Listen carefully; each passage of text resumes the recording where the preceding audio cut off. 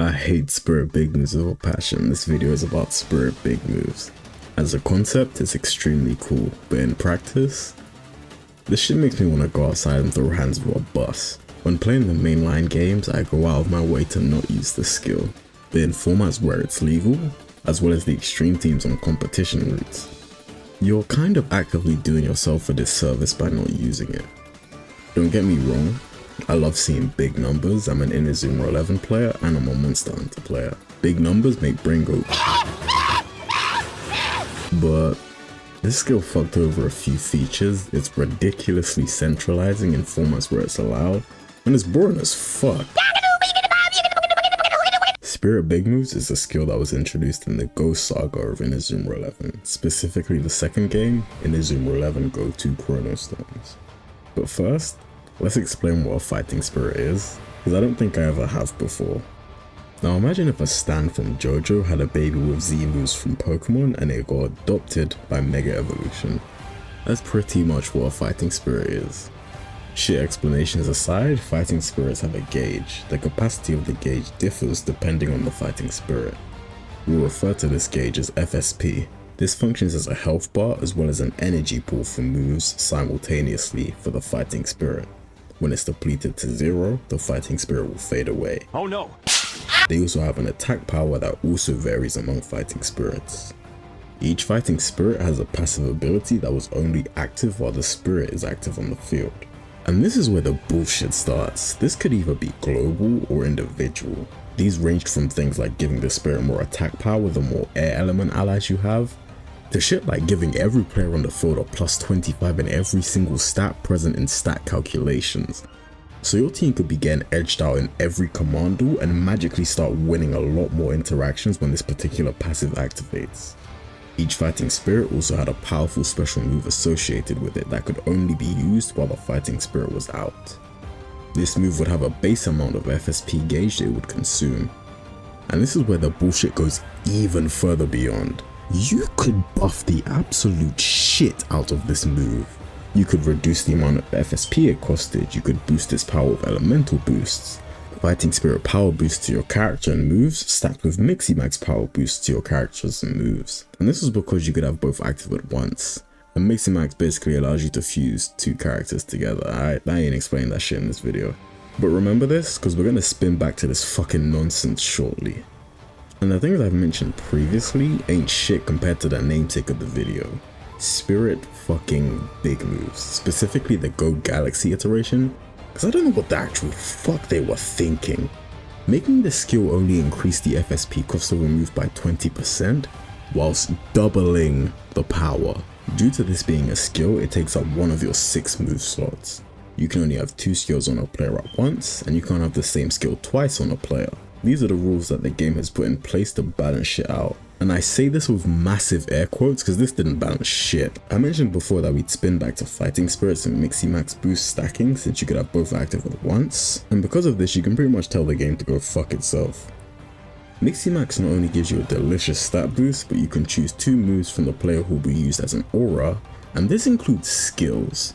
Do you see where I'm going with this shit? You could put Spirit Big Moves on the base character, Spirit Big Moves on the Aura character with a stat boost or elemental boost or whatever boosting skill you want, and then fuse them. This gives you double Spirit Big Moves and an extra of a skill that you want. So you could hypothetically have double Spirit Big Moves and a double elemental boost character. One of each skill on each of the characters using the fusion. And this gives your fighting spirit move quadruple power and 2 20% elemental boosts. Now what if I told you this somehow gets even more unbalanced? Certain characters possess something called a perfect mix / best match when it comes to Miximax. These give a much bigger stat boost than regular mixes in Go 2, but this isn't the case in Go 3. But that doesn't matter at all because in the grand scheme, Go 3 has some bullshit going on that we're gonna get into. I mentioned before that you could choose 2 moves from the character being used as an aura. A perfect mix provides the character with an extra move to choose from. This is a predetermined move, it's not random. And these moves include skills, not just the satsu. There are some pretty cool moves you could get in these perfect. All of the perfect mixes had spirit big moves on them. And from this, you can most likely put 2 and 2 together. You can get triple spirit big moves on a player you could octuple the power of your shot while only multiplying the cost of it by 3.6. I've seen Google images of people hitting 25,000 power. What player is stopping that shit? Because at that point a commando is basically attempted murder with extra steps. And something that's weird is the 4 mixes are only strikers. Like, what about the other positions on the pitch? You got fucking motherfuckers in defense getting GP boost plus and trace press on their perfect mixes, and then these fucking strikers have free double, triple Kenshin move power boosts, you know? But me complaining about that is basically pointless, since due to the ridiculous power you get from the triple spirit big moves, you can literally put that player on any part of the pitch, train them for that position, and they'll just cook. And these perfect mixes are Tsurugi and Hakuryu, Hakuryu and Tsurugi, Zanak and Clara Jane, Tsunakuro and Clara Jane. If you didn't notice, all 4 of these perfect mixes cover all 4 of the natural elements in the game, so teams don't really stand a chance. Something to note is you can't have perfect type coverage, since due to how the Mixie Maxes are, you can't have 2 players from the opposite sides of the type matchup cycle. But does that really matter when you have great stats from your Mixie Max, a potentially ridiculous passive from your Fighting Spirit, great skills, and then a multiplier of 8 onto your Fighting Spirit move? I think the fuck not.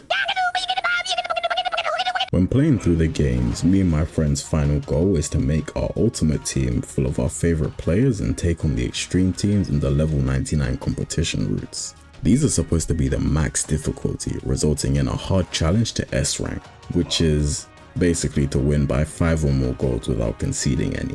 And with this skill, especially with stacking the skill, there's no real challenge. You'll blow the team out and just move on to the next. It makes them kind of a joke.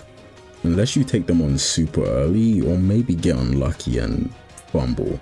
But that might be more of a skill issue, like if you were given a grenade to fight a baby and it somehow broke your neck.